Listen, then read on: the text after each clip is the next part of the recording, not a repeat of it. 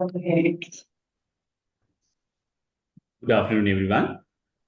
Welcome to the Young Community Physicians Forum, coordinated by the Academic Subcommittee of the College of Community Physicians of Sri Lanka. I'm Professor Nuwan Wickramasinghe, a professor in community medicine attached to the Rajaratnam University of Sri Lanka, and I will be moderating this particular webinar today. And we have selected a very interesting topic for this webinar, which is on developing leadership in global public health from trainee to change maker. Before starting the webinar, let me just go through a few important messages in relation to housekeeping. We will be video recording this particular webinar. Therefore, we kindly request all our participants to mute their microphones as well as switch off their video so that we would have minimal interference during the presentation. And we expect to have a lot of questions from you all. So please feel free to send us messages via the chat function. And also you can ask any questions directly after we finish the presentation by the speaker. And as you are aware, and as mentioned in our flyer, this program is accredited by the Education, Training and Research Unit of the Ministry of Health, and you will be awarded 1.5 CPD points upon completion. So we will be sharing a Google form during the webinar. Please kindly fill your details so that you will get the CPD points as well as a certificate. As mentioned earlier, the topic for today's webinar is developing leadership in global public health from trainee to change maker. When we talk about developing leadership in global public health, it is extremely essential for our public health trainees in Sri Lanka because it helps them to acquire the skills which are needed to address complex health issues, not only at the local level, but regional as well as in the global context. And this approach is very important to enhance their understanding of the global health systems as well as policies. And also it would help them to prepare themselves for the real world challenges. As we all know in Sri Lanka, the public health training focuses on building expertise through intensive theoretical learning, as well as providing opportunities for them on hands-on experience. However, the public health landscape in Sri Lanka is unique. Therefore, to make an impact on the global public health field, our trainees must cultivate the leadership skills that could effectively navigate the unique challenges that they would come across in different health contexts. Therefore, we expect by strengthening these leadership abilities, they can tackle local, regional, as well as global health issues more efficiently and also to contribute meaningfully to the public health advancements in the global context. So to talk about this particular topic, which is very interesting, on developing leadership in global public health from trainee to change maker, our speaker today is Dr. Archisman Mahaputra. And it's my extreme pleasure to introduce my very good friend, Dr. Archis. And first and foremost, on behalf of the College of Community Physicians, I would like to thank for joining with us today. I know how extremely busy you are these days, but despite your busy schedule, thank you very much for joining with us. So ladies and gentlemen, let me quickly introduce Dr. Archisman. Dr. Archisman Mahaputra is an accomplished public health expert with extensive experience in designing and managing large-scale, multi-site epidemiological and public health research projects. His expertise spans across multiple partner networks and a wide range of funding sources, including government agencies, donors, NGOs, as well as development partners. Dr. Mohapatra is also closely involved with health tech startups, providing strategic support for their initiatives. At present, he is the Executive Director of the Generating Research Insights for Development, or GRID Council, which is a pan-India non-profit network focused on evidence synthesis, knowledge management, and training. Dr. Archisman's academic journey includes an MBBS from SCB Medical College in Cuttack, and an MD in Community Medicine from Banaras Hindu University. He furthered his leadership skills with the General Management Program from Indian Institute of Management. A well-published researcher, he has contributed to numerous collaborative projects, particularly from a health policy and systems research perspective. His rich background includes work in policy translation and having contributed to drafting key guidelines and frameworks such as the Government of India's COVID-19 Standard Operating Procedures, and also public sector biotech industry guidelines. Dr. Mohapatra has also played a pivotal role in the national research priority setting exercise in India. His roles as an epidemiologist and a social scientist with a very strong background in grantsmanship have enabled him to secure and lead numerous prestigious research and academic assignments both within India and outside. He has led over 50 projects as principal investigator, working with various stakeholders to enhance public health outcomes. In addition to his professional pursuits, Dr. Mohapatra is actively involved in philanthropic activities with NGOs focused on community services and has experience in training students across multiple disciplines, including health, management, as well as social sciences. So without further ado, I hand over to my dear friend, Dr. Archisman, to go through his presentation on this very important and interesting topic. Over to you. Thank you, Dr. Nuwan, for that kind introduction and for making me so comfortable to interact with our colleagues from Sri Lanka. I also thank the academic subcommittee of College of Community Physicians, the Young Community Physicians Forum, for having me for this interaction. Before I put my slides on sharing mode, I must thank each one of you for taking out time out of your busy schedules and committing to listen to whatever I would share over the next 1 hour, 1.5 hours. I would request you to be as interactive as possible. Let's make it a bi-directional learning experience. We could exchange our views on the chat window here by typing in, and later towards the end of this talk, we shall also have some interactions if possible, one-on-one. Now, before I get started, I would want to remind each of us that leadership is not just for our own individual good, but for the betterment of the society at large. That said, we should also be reminded that on Earth today there are about 8 billion people, and we are just one of them. How can we be the agent of change that would impact the lives of all others? So, proportionately, the ratio of our existence is next to zero. But in terms of impact, we must be the harbinger. It's also important to stay reminded that we have a commitment to ourselves and all those who have invested in us, our parents, our families, our teachers, our systems. Each of them has invested in us.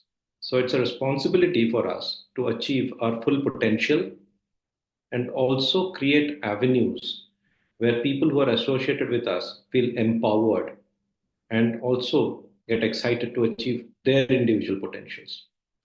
It should not be a situation that you are a part of a team or an organization and that organization does not achieve its full potential. It's a commitment and we'll keep that commitment. And to accomplish that commitment, there are certain strategies that we may consider adopting or adapting as per our context. Right. So with this background, let's go through the slides that I have. I'll be talking about it, but if you have any queries, keep me posted on the chat window. Now, this is a very interesting topic. It is a very thought-provoking topic for me when it comes to talking about developing leadership in global public health from trainee to change maker. In India, I just wandered my way into this in 2018, 2017, as a trainee to one of the leadership programs that I only had co-designed with seniors in 2000, way back in 2014. So I had co-designed this program, was a part of the initial cohort that were rolled out, but was not quite convinced about leadership training. Still, I took it in 2017. Subsequently, in 2018, I got a chance to examine 47 highly accomplished public health researchers, biomedical researchers across India through a Wellcome Trust funded project. I also had a chance to interact with the deans of 44 institutes and also interact with 180 collaborators of these 47 leaders. That came out as a fantastic report. I'll share that report in my presentation also, but it was an eye-opening experience for me. It took two years of extensive reading on leadership, subsequently a commitment to undertake leadership training programs, and especially for young public health professionals in India. And this opportunity provided by Dr. Nuwan is of immense value to me because it expands my scope, my range to my fraternity colleagues from Sri Lanka as well. Now, this is one paper, and there are several papers on this which talk about uh, the imbalance between uh, HIC, high income country based researchers, policymakers, public health professionals, and their representation in global forums as compared to those belonging to low and middle income countries. And that sort of imbalance in the power structure creates an opportunity for colonization. And you'll find a lot of papers now these days talking about decolonizing global health. Previously, or maybe just a couple of months back, if you could reflect on this, global health would mean whatever health situations that exist in the global south and are avidly researched by researchers based out of global north. And accordingly, policy worldwide was driven. Now, we, based in the global south, must rise to the occasion and contribute actively to the global health decision making landscape and see eye to eye with researchers worldwide. This requires exceptional leadership skills and the opportunity to leverage whatever contextual strengths our individual communities and populations and countries provide. Now, before we jump into the discourse of leadership, let's also look at what public health uh, problems are. And this will give us some kind of understanding of what kind of skills we might want to inculcate within ourselves if we want to shine in public health in our country and at a global forum as well. So, any public health problem that we come across is actually a symptom. It's not the diagnosis. So, for the clinician who is absolutely into patient care, if someone comes with malaria, then malaria is a diagnosis. Or tuberculosis, then tuberculosis is a diagnosis. But for public health, that's a symptom. Why do people get malaria? Why do people get tuberculosis? Why do people develop diabetes? Now we need to dig deeper, right? So every public health problem that we come across is actually a symptom, and there are deeper underlying issues that must be addressed. So defining the problem, clearly defining the problem, gets tough many a times. And as we say, a problem well defined is half solved. And so that's the avenue where descriptive research would come in handy. But still, a good description of a problem is many times tough. And each problem seems to be very unique to its context, to its people, and whoever is managing it. And there is no fixed solution, and no solution is absolute in its own way. So there could be solutions that worked, solutions that didn't work, groups of interventions called as health packages that might have worked or not, or to various extents. And solutions many times are cross-cutting across the system. So it's not a problem at the primary level, and neither is a solution focused at the primary level only. For example, if a pregnant woman is having problems and it's a referral chain, then there are issues at each level. And even if there is a referral happening on time, then initiation of treatment could be delayed. So there are various aspects, and these are working together as a machinery within the system. And these problems are never solved. So in India, we had a problem of very high maternal mortality. And what we identified is most women would go for home delivery, and there would be unskilled birth attendants, and that would lead to complications and death. So we focused on moving them into institutions for delivery. So facility-based delivery, institutional delivery was promoted. But as soon as the institutional delivery rates went up, we found that the quality of care they received at the institution was at times not very convincing. So the focus shifted to quality of care. So each time you intervene, the shape of the problem changes, and there is no finite stopping point. And these are multi-causal and of various scales and multi-sectorial. And they set it, they're not just limited to one particular organization or one particular stakeholder constituency, and they span across boundaries. Now, if this is the situation, and you imagine yourself as a public health professional, what kind of skills would you want to inculcate within yourself and be a best fit to this kind of a challenge. Now, if you look at a career in public health, a, a career, an expertise that is intended to solve wicked problems cannot be very simple in itself. So, a complex career is what we should be prepared for when we are committing ourselves to public health or community medicine. Of course, there are no clear alternatives many a times. Many times you might feel that, okay, whatever I'm learning, is it actually solving a problem? Or should I learn more or diverse things? Where do I stop learning? Is it like one skill that I acquire and it is timeless, or my skill sets have a shelf life, or there is a skill decay if I don't practice? And if every problem is unique, do I need unique skills, or could I have cross cutting skills as a leader? And if each one is a symptom of another, which problem should I start solving first? So how do I prioritize? And if the shape keeps changing, should I be addressing each change format, or is there a way out in terms of partnership, in terms of collaborations, team building? And if I don't understand what solution would work, what skill should I actually acquire? Now, if this is a complexity of the problem, how do we approach a career in public health? How do we design a career? And I found this particular saying by Einstein quite befitting here. So he says that life is like riding a bicycle. To keep your balance, you must keep moving forward. So if you don't cycle, you'll fall. So you need to cycle and balance it out. So there will be hurdles and there will be challenges on the way, but we need to keep moving forward.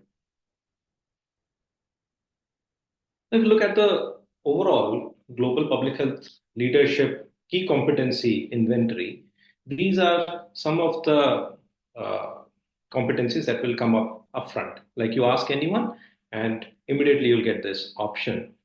Uh, One, of course, is cross cultural uh, communication. Now, communication in all its shapes is very, very important, and that's what I have been increasingly realizing.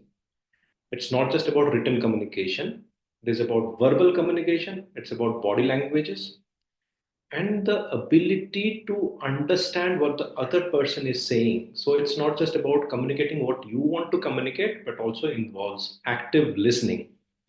And you can choose to remember many things that the other person says, or you can also choose to selectively pay attention to key words and not offend the other person when you are talking. The other thing is systems thinking. Everything moves in as a system, and especially so if you're into global health. So there's a lot of other determinants to your effectiveness, and that needs to be respected. And it must also be realized that health per se, even if it looks very important to us as medicos, is not as important a portfolio for the politico. For politics, it's about economics, it's about finances.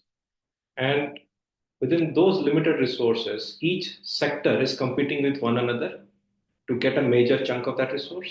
Health is one such sector which has advocacy and persuasive power, but not clear cut impact to demonstrate, and no fixed solutions that things will work. Of course, we've had vaccines and all, cost effectiveness has been established, but otherwise, it's been really tough for public health people to convince finance people to keep ourselves well funded in a sustained way. Now, adaptive problem solving in terms of resilience and adaptability. Now, this I have particularly taken from McKinsey. It's a survey that McKinsey did with global leaders across the world, from the corporate world, and they said that the future workforce has to be resilient and adaptable.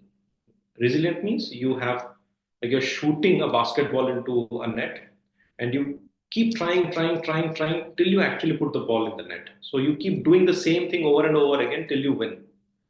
But adaptability is like you need not keep on repeating what you have done, but you adapt your ways so that you succeed. So it's a delicate balance between when you have to be resilient. So a community is not accepting vaccines, you keep going to that community, keep informing them, addressing vaccine hesitancy and all. But if it is not, then you need to adapt your ways, you need to innovate. So it's a delicate balance of these two abilities. and have a deep understanding of equity and social justice. Clearly, we will not shine on a global forum if you're not including equity and social justice in your principles. Now, if you look at personal levels, what kind of foundation do we need? So it's interdisciplinary learning, understanding global health frameworks, and developing technical and soft skills. Let me elaborate this a bit. And this contrasts us from role modeling. Each of us would have looked up to someone and might have felt that, okay, this person inspires me and I want to be like him or her. Now, how do I become someone else? And will I be true to myself if I'm trying to become someone else? And what kind of competitive advantage or barrier it creates for others not to be my clone? And that's if I am someone who is not unique and I'm easily clonable, then I will lose my competitive advantage. So how can I be that someone who inspires and at the same time cannot be easily replicated, but replicated as and when needed? That happens when you are playing to your strength areas. So my strengths are unique to me. It could be unique to some other people as well, but the denominator would be really less. Now, my strengths are unique to me, and I may be having three or four strengths. What if I combine those three, four strengths? Now, that will create a and kind of an equation and make it very, very specific. If I commit myself to interdisciplinary learning, I will be combining my strengths together and also the strengths of other disciplines. And that would create a unique expertise out of me. So, for example, I'm an epidemiologist who also understands data science, like AI/ML stuff. Or I'm a social scientist who does qualitative research but understands advanced modeling techniques. So, or could talk about economics or could talk about business financing, business strategy. So, if you merge two disciplines and have core understanding of one discipline and also parallel understanding of other disciplines, it will be interdisciplinary learning, and that's important. The other one is understanding global health frameworks. So these are like the sustainable development goals and other frameworks that have existed. And those are like building on the wisdom of crowds. So these are consensus statements and consensus frameworks. And we at least stay within that vocabulary and not go grossly overboard in one go. So trying to be strategic in what we are saying and understanding things what has already been understood by others. So getting that common vocabulary. Now, developing technical and soft skills. This has been criticized many times in leadership literature that skills can't really be partitioned into hard and soft skills. And but for the sake of simplicity, we keep them as technical and soft skills. So technical skills are your know-how of like your discipline-based skills, and soft skills are your behavioral skills or interpersonal skills. Both are important. So if you think just by virtue of technical skills one would shine, yes, one would shine, but the level of accomplishment will be limited. By virtue of soft skills, would someone shine? Yes. If someone has just very average technical skills but exceptional soft skills, his or her accomplishment will be much more than the person who has just technical skills. And it's historically evident. So Copernicus also said that it seems that it's not the sun that goes around the earth, earth goes around the sun. And he was immediately taken into the king's court as a major minister and quite celebrated. 100 years later, Galileo also said that, but in a way that offended the king, and he was banished. So you can have technical skills, but also needful soft skills that will take you places. Now, this is key. This is very important. Relationships. Uh, do we mandatorily need a mentor? No, not necessary. Do we need just one mentor? No, you can have and should have actually multiple mentors. Do leaders make great mentors? No, there are ample literature, and Harvard Business Review talks about it, that leaders need not always make great mentors. So, leaders and mentors could be different. Is mentor choosing a mentor and choosing a role model the same? No. Role modeling could be someone who inspires you. You can think of aspiring, you can aspire to capture some of his or her attributes, but your mentor is the one who guides you through that process of accomplishing whatever you want, and also in choosing or conditioning your opportunities. Building meaningful professional relationships. Now, how do you build meaningful professional relationships? So there's a fantastic book called Never Eat Alone. And in that book, they talk about networking. And what they say is it's like a mathematical equation. So the number of people you meet multiplied by the number of things you do together with them. So it's not just meeting people, it's not just cold calls, it's about doing things that could take it further. So, for example, this one, I met Dr. Nuwan in one of the meetings last month, and it was just like me in that meeting. I met so many people met me, but with Dr. Noan, we spent substantial time understanding what he does, what I do, and interacting and matching our frequencies together. And then now we are having a presentation here. It definitely takes this professional relationship a bit further and will contribute to long-term networking. Now, leveraging international networks. We all have networks, but we confuse them as acquaintances. Acquaintances are good, fantastic, but converting those acquaintances into some kind of activity is tough. Many people fail in doing that. So if you have an international network, please keep it active. Invest in that network, invest your time, energy in that network, and definitely you'll get opportunities as you grow a bit more mature in your career. Now, in that study that I mentioned about, that was funded by Wellcome Trust, it was a study done in parallel in India and in Africa. This comes out from the Indian part of the study. We can't really go into a global public health landscape without collaborating. So, collaborating is important, but then the terms should be of equal partnership, where your collaborator and you have the same decision making capacity and share the same responsibility, accountability, and credibility. Why do people collaborate? So, there could be personal reasons, there could be professional reasons. Now, when it comes to profession, but let's look at personal reasons first, because these are again very unique to each of us. One is you have an interpersonal trusted relationship and you want to leverage that. So you have a very good friend and you know that that person is really good to work with and does meaningful work, and you want to leverage that relationship because that's an investment, that's a resource you have and you can capitalize. And also, if you have to answer like-minded questions, fantastic way to do that. You can also improve the quality of your publications. So the more lenses that are applied to any manuscript or any product that you make, the more acceptable it becomes. So if you are having multi-institutional, multinational authorship, your papers become very generalizable and high impact. And also it gets that kind of a dissemination scope as well. Uh, it's an opportunity to work with credible researchers. Many times we are locked up in some remote area of our country trying to do some meaningful work, but somewhere we are limited by our opportunities, right? So, international networking or networking in general, collaborating in general will open up those responsibilities and will give you a sea of opportunities. They say, no, a fish will grow only as much as its aquarium. So, you need to find your own ocean to grow big.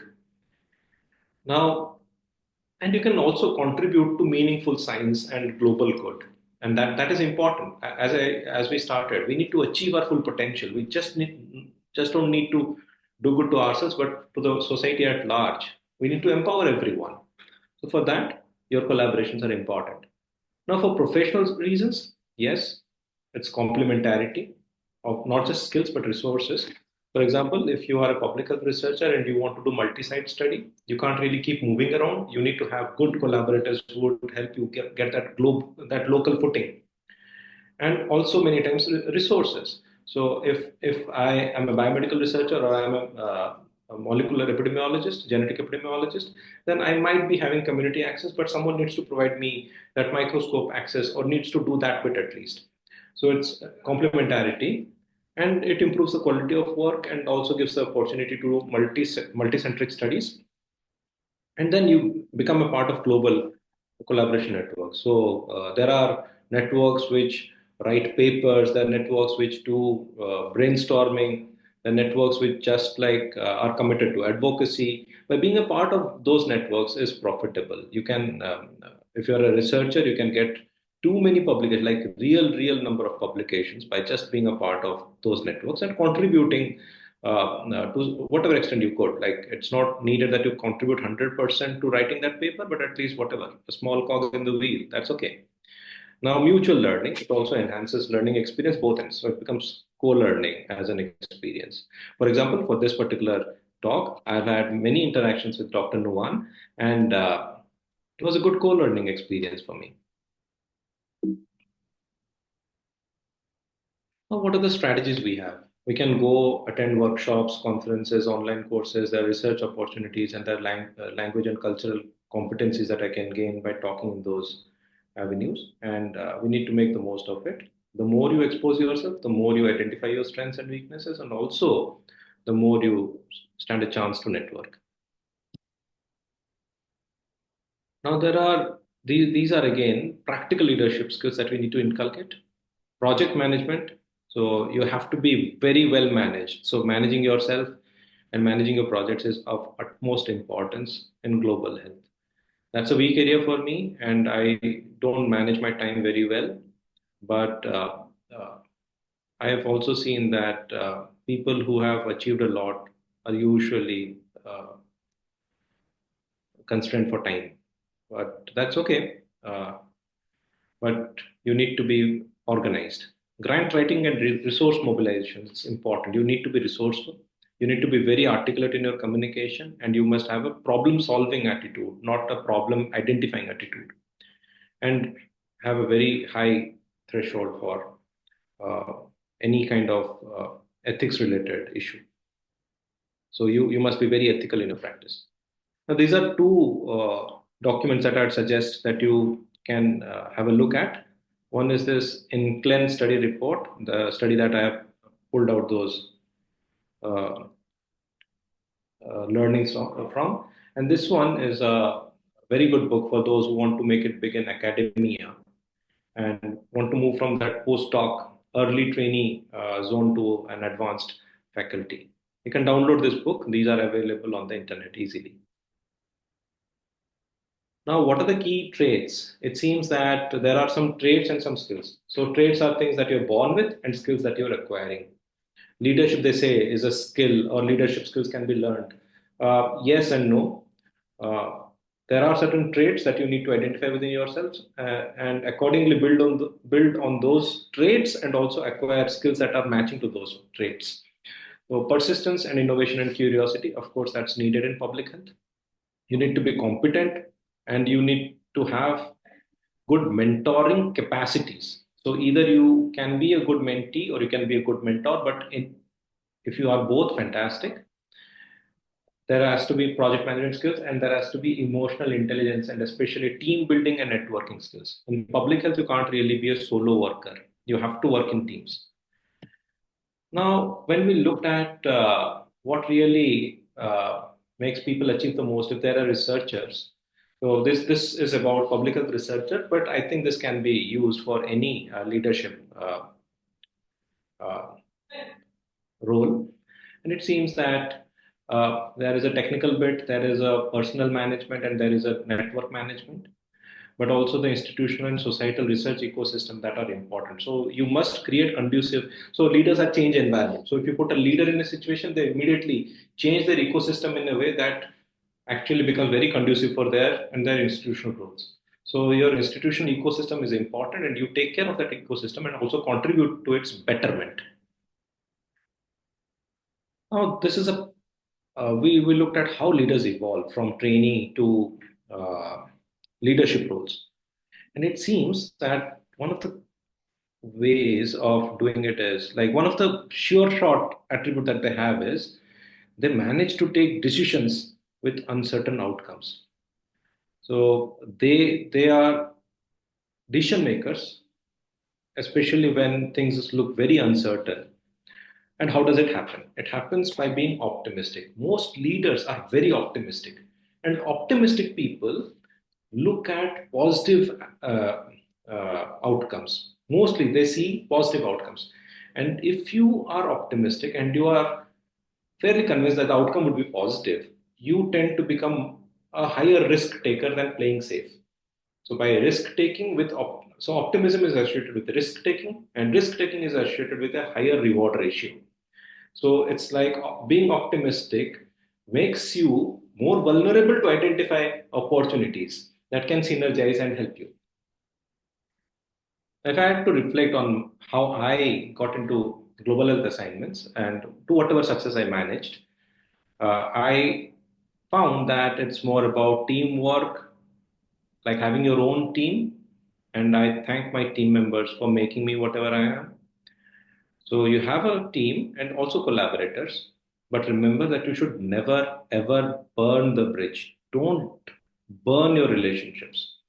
Even if you don't like them, you can just put them on pause, but don't burn that relationship. Always see that life is longitudinal and you'll build your cohort. So that's important.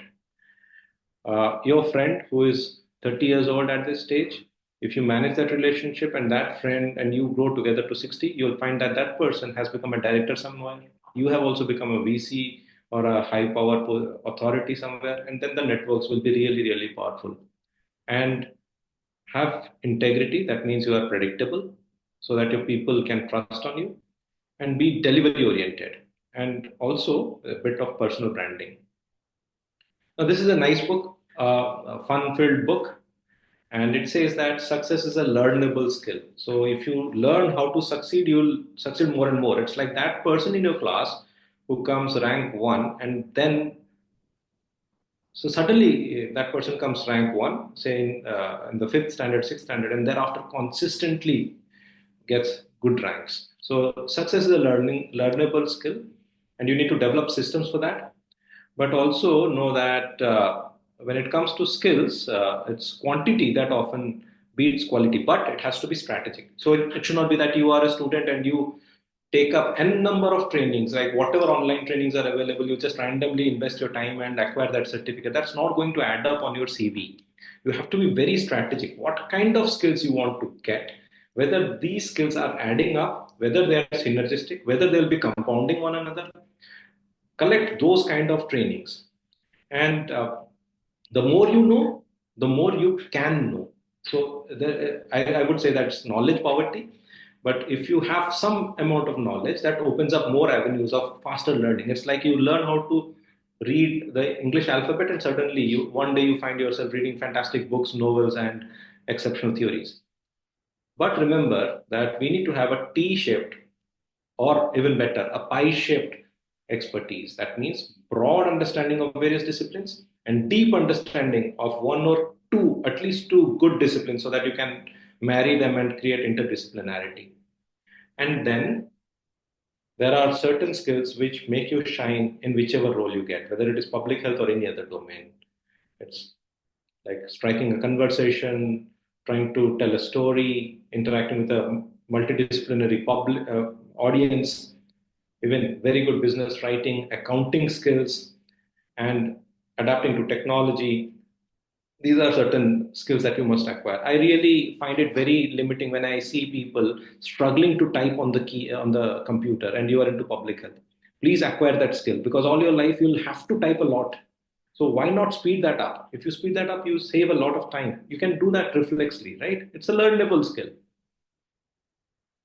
Now, we as institution builders, at some point of time, will grow, and then we'll have to set up institutions or contribute to strengthening institutions. And there we must realize that there are certain hardwares of the system, the blue structures, and then there are the softer parts of the institution, that is the yellow structures. And also realize that the soft part is hard. So, how to set a culture of excellence, how to set a culture of success within your team gets challenging. But companies have done it, and they have done it by adapting to changes around them. So, what avenues should we take up?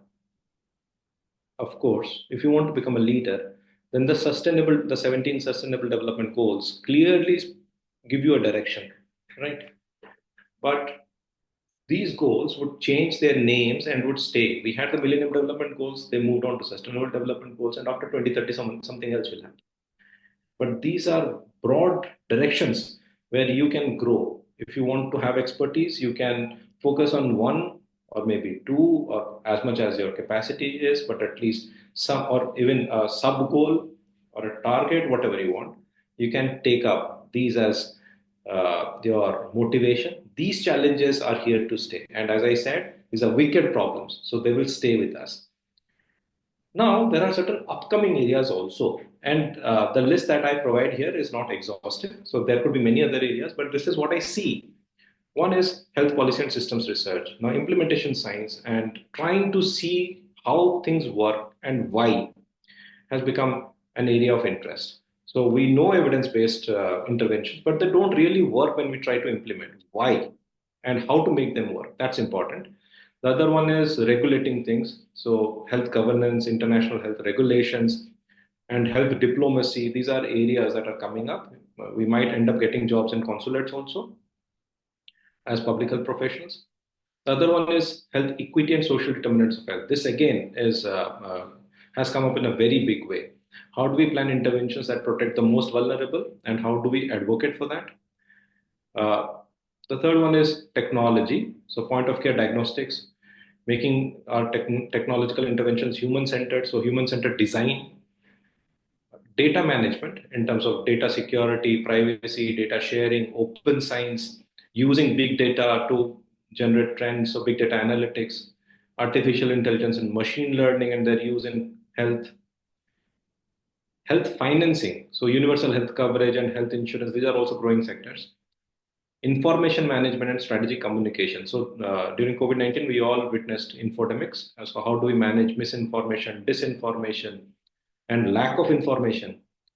And then there are certain issues that are being increasingly identified. For example, aging, gender, climate change and environmental health, mental health. These are coming up in a very big way.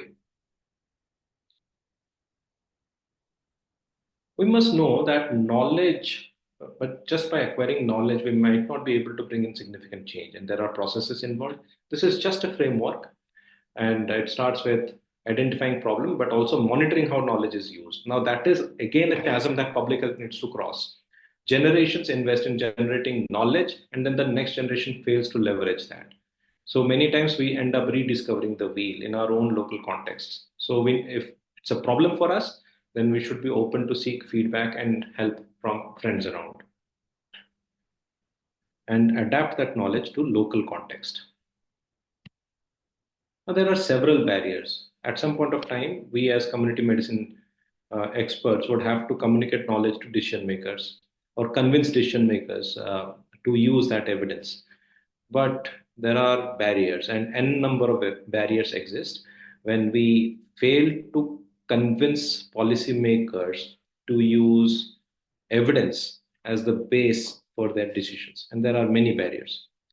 Now, knowing all these barriers is important because accordingly, we'll use our skills of negotiation and advocacy, and if needed, activism as well. How do we integrate science here? Read research as science. How do we integrate science and our understanding of community medicine into practice? So, we need to identify the barriers and we need to do a stakeholder mapping and accordingly tweak our skills to be as inclusive as possible and to onboard different stakeholder constituencies. And we also need to understand that there are multiple types of evidence in terms of quality and usability. And many times these are not generalizable. So we need to connect across levels. So again, that systems thinking perspective has to come in. And nothing works perfectly in public health, but we need to adapt and learn and keep moving. So the key trick is in learning. So the key skill that we need to acquire is to learn how to learn. So whatever you learn today will become obsolete. Public health is growing exponentially. It's a young science, it's a young discipline, and it is becoming increasingly complex. Over the last 20, 25 years, we've had five pandemics. So the challenges are changing each time. And there are pandemics like, of course, you have the flu pandemic, but we did have the HIV pandemic. And also, there are like non-communicable conditions like hypertension, diabetes. Yesterday, I was listening to someone, and she said that in India, the study that they did, uh, it seems that diabetes is the major etiological reason for hepatocellular carcinoma. So that hit me hard. It's not the viruses, it's not alcohol or anything. It's diabetes, it seems. So the complex interactions of disease conditions, uh, but a commitment to lifelong learning and learning things smartly. So don't try to boil the ocean. It cannot be that comprehensive a strategy ever in public health. You can't really know everything about everything. You have to strategize and stay very focused and identify your niche where you would be an expert. Now, these are learning systems. Again, a clarion call across the world, and there are different loops of learning.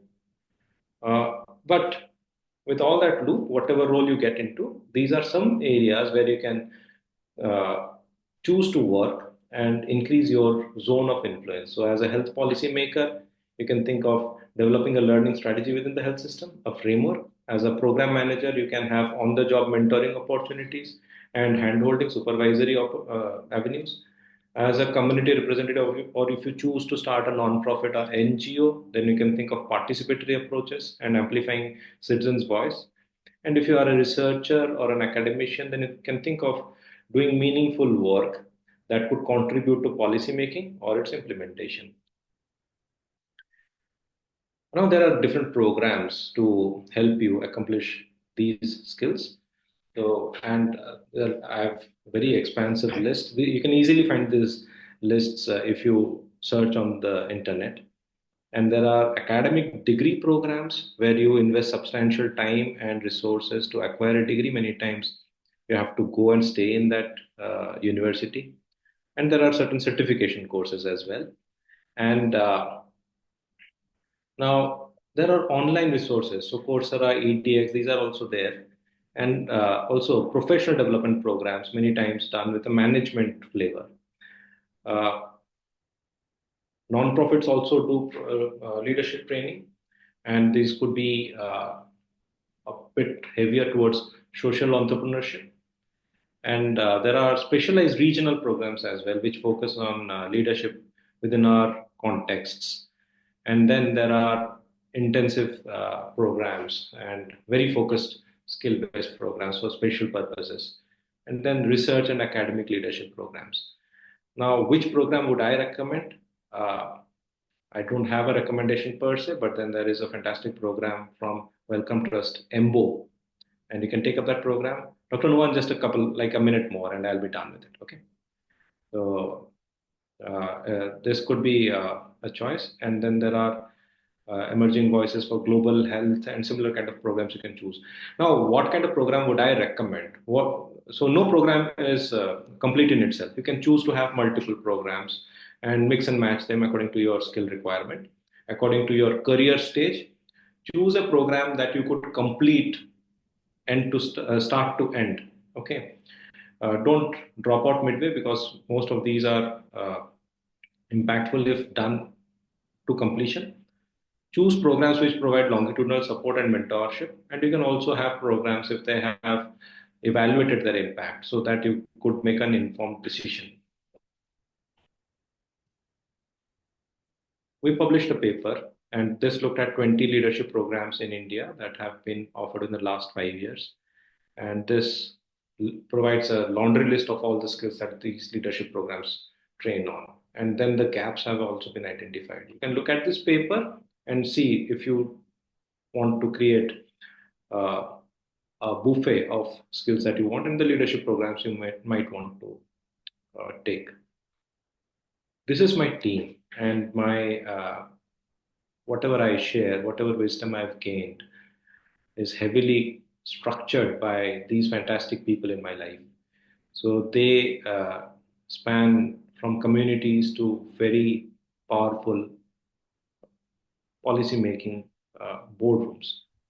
Young people, they keep me on my feet, they keep driving me and keep me inspired. So thank you to all of them in absentia. And thank you to this fantastic audience, to this patient audience. We reiterate our commitment that we would do strategic learning so that we achieve our full potential and empower ourselves and the people around us. Thank you. Back to you, Dr. Nawam. Thank you very much, Dr. Artisman, for that very intriguing as well as thought-provoking presentation. And at the beginning, I mentioned that this is a very interesting topic that we have discussed today about developing leadership in global public health from trainee to change maker. I would rather say it's not only interesting, but it's a very challenging topic. So we have done a very good thought-provoking presentation. So if there are anybody who would like to ask any question now, it is you can unmute yourself and ask questions directly, and we'll give you about 1 or 2 minutes for you to ask questions. If not, we have received several questions from our trainees actually in relation to different aspects that you have, some of which you have already covered directly and some of which you have covered indirectly. But we will go through some of these important and interesting questions which were posted previously by our participants. But before that, if there's anybody who would like to ask anything with regard to this particular topic, or would like to give any comments in relation to this interesting presentation that Dr. Archisman has done, it's over to you.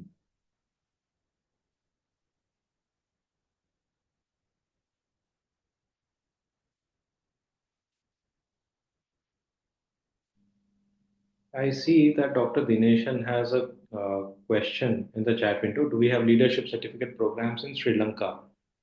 Now, Dr. Dineshan, I can't really comment on this. I didn't search about specific programs in Sri Lanka, but I can have 1 or 2 quick inputs on this. One is you need not focus on leadership training in public health only. So this could be cross-cutting. Just, I would strongly insist that you do take up a training in leadership, especially if you are a mid-career professional. This will help you immensely. You can choose a business school to get into or an online program.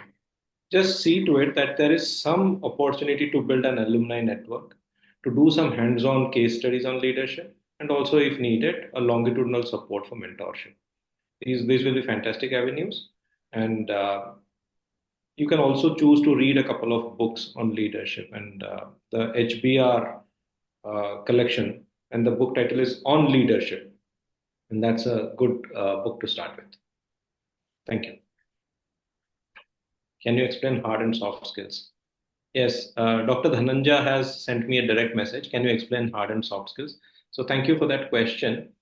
Uh, Now, hard skills seem to be those skills that you can learn while either by attending a structured training program, an academic program, or by working on clear-cut tangible deliverables. So these are technical skills basically. For example, you want to use a statistical test, you want to write a paper. These are hard skills. But the soft skills are the behavioral skills, the interpersonal skills. And even if people do provide a long list of soft skills, the most talked about soft skill is that of emotional intelligence. So it's about self awareness. So I know my own skills and strengths, and I know how I'm feeling at the moment. It's about self control, like trying to control your own behavior when you're talking to people.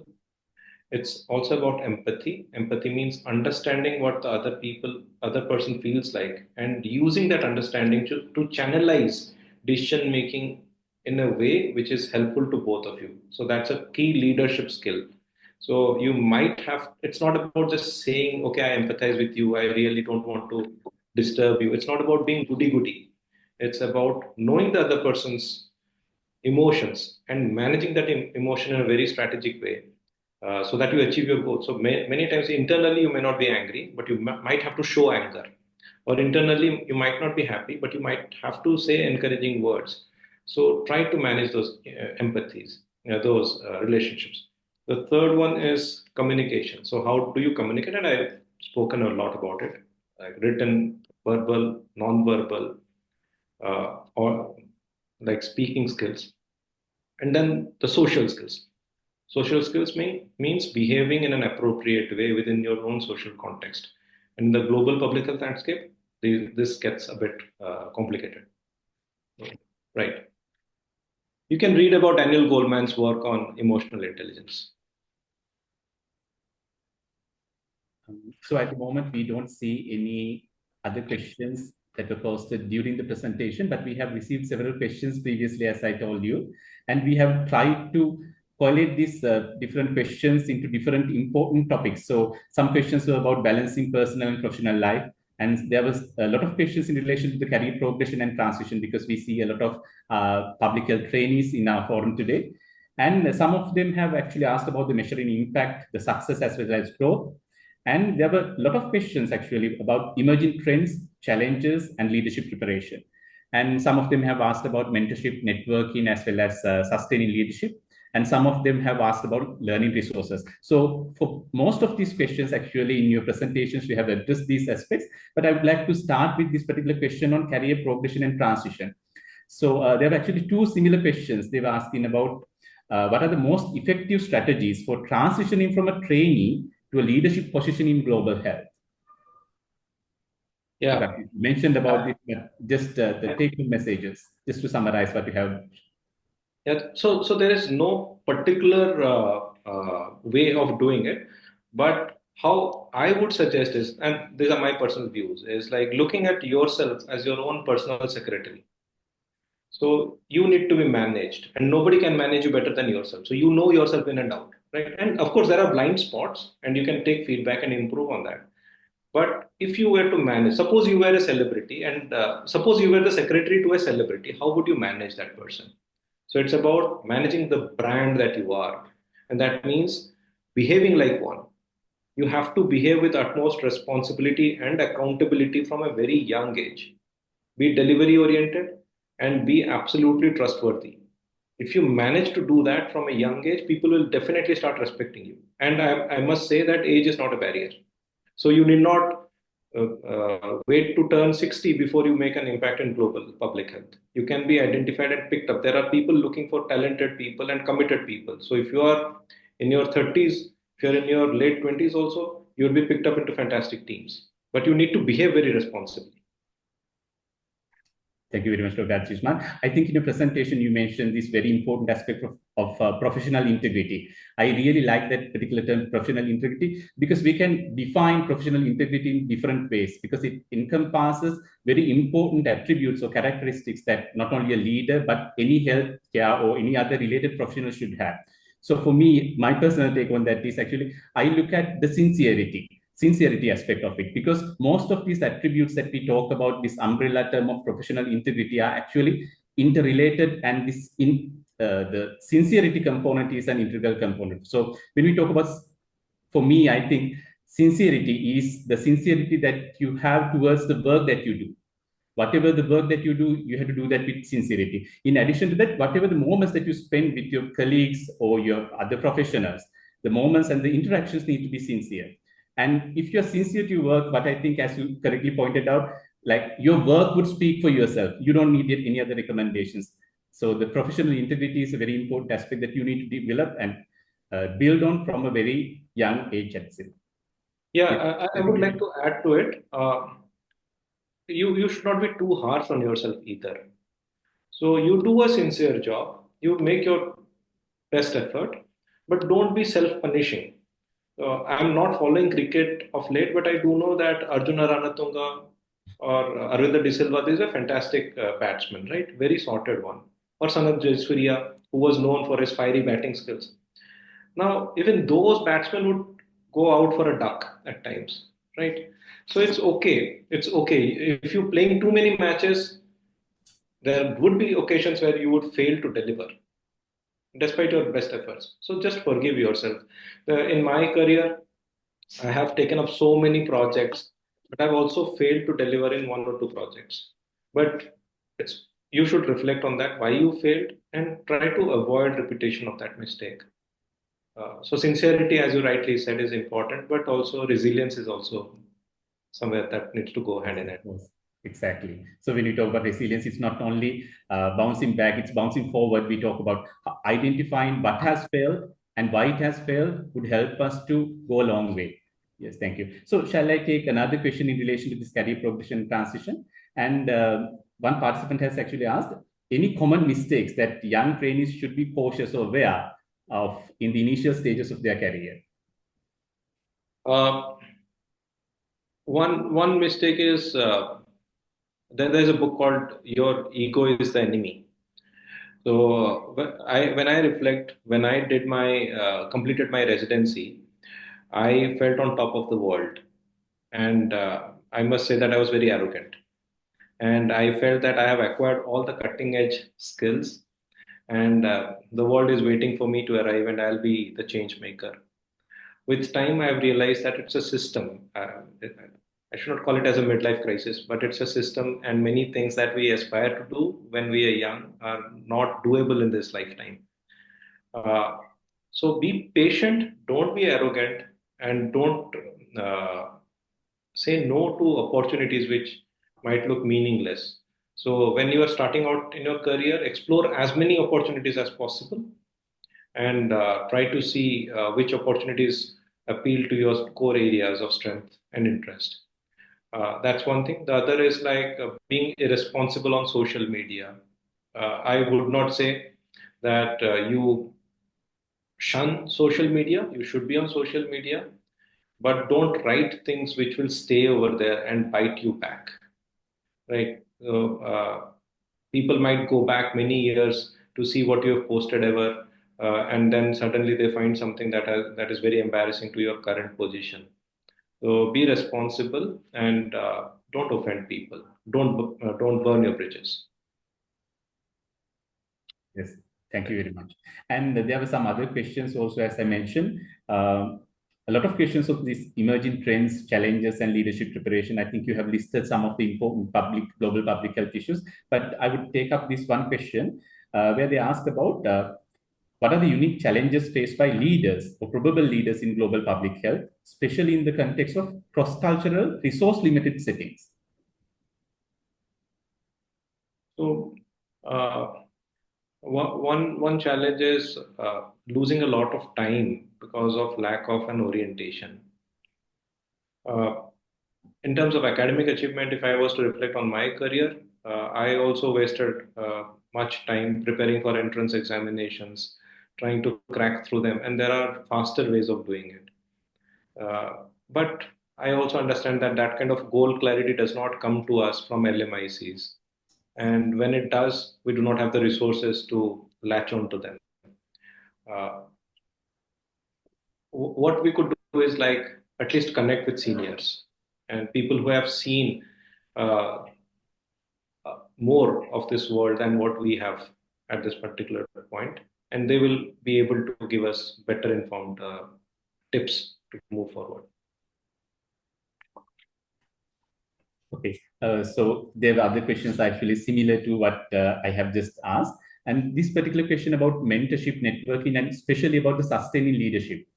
How to stay motivated and sustain leadership when facing crises, professional and global conflicts. So again, a fantastic book by Machiavelli, The Prince. And what we need to do is like we look at leadership. So who am I as a leader? And most of these studies on leadership are actually oversampling of the dependent variable. So they look at people who are leaders and then try to see what skills they have. But they don't look at people who are not perceived as leaders and what skills they did not have, or they also had commonalities with leaders. So that kind of research is lacking. But what we want to know is it's a full-fledged skill inventory that you must have, and most of your leadership achievements are contextual. So acquire that full repository and use with prudence. You need to have people pleasing skills, and you also have need to have strong skills to say no as and when needed. Did I answer your question, or did I Yes, lose yes, track of in course, between? of course. So add to that, I think in your presentation also you highlighted like we can't be complacent at any given point of our career, thinking that we have come to this particular stage and we can't have this ego thinking that we know everything, but that is not the case. We need to have this zest for continuous professional development, which is extremely important. Thank you. You need Okay. to cycle to keep your balance. Yes, of course. As you mentioned, yes. And the other questions were about the learning resources. I think we will be sharing this presentation, if I'm not mistaken, Dinishan. So we can share this presentation, especially the slides about these learning resources. So with the participants who wish to know about these things, please let us know. So we'll share this presentation, the specific slides. So any other questions at this moment? So, Nuwan, there is one question there from Dr. Sonali All right, uh, okay. in the chat window. So she's asking that any tips to improve skills on dealing with mentors from different disciplines, because I find it very challenging as an early career researcher, particularly when it comes to writing research articles. So, Dr. Sonali, this is not a challenge that is unique to you. I'm sure many of us have gone through similar experiences. Now, one thing is that I must compliment you if you have many mentors. Like why people are ready to mentor you should be reflected upon, and that could indicate that you have something in yourself which is attracting mentors.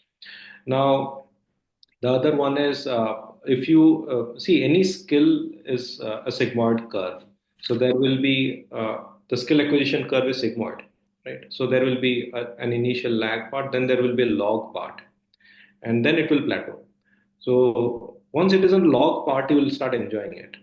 So perhaps you are initiating and you are in that lag part, and that's why you're finding writing articles is tough. And then one day suddenly you'll sleep and you'll wake up and you'll find that okay, I can write research articles in and out, right? So that skill will come to you. You are in the learning process. So don't lose heart.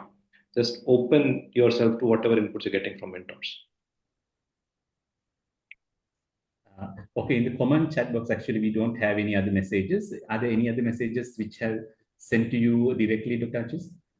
No. There is a feedback form, and people can fill that out, please. Yeah. Right, okay. So this is once again a small kind reminder to you all. If you want to get the certificate as well as to earn CPD points, please fill out the Google form that has been shared in this as a message in this chat box, so that at the end of the day, you will get the certificate as well as the CPD points. Right, okay. So we do not get any other questions at the moment. So at this juncture, once again, Achis, Yeah. I'm extremely thankful to you on behalf of the College of Community Physicians for taking your time off from your busy schedule. I know your team is somewhere today, but you had to stay in the office to do this presentation. So we really appreciate the commitment as well as the time that you have spent in preparing the presentation as well as answering these questions, because I think it's very thought-provoking as well as the saying goes, once one's mind is stretched by a new idea, it will never regain its original dimensions. I hope that you have managed to change dimensions of the young brains of almost all participants who are here today. So thank you very much once again. And we thank the participants who have joined with us as well as their very interesting questions. Thank you very much. Over to Thank Dinesh. you. Thank you, Dr. Nuwan. Thank you, Dr. Dinesh and the team for helping out and for this fantastic audience. I just hope that at the end of this lecture, we feel more energized and motivated. Thank you. Thank you very much. Thank you.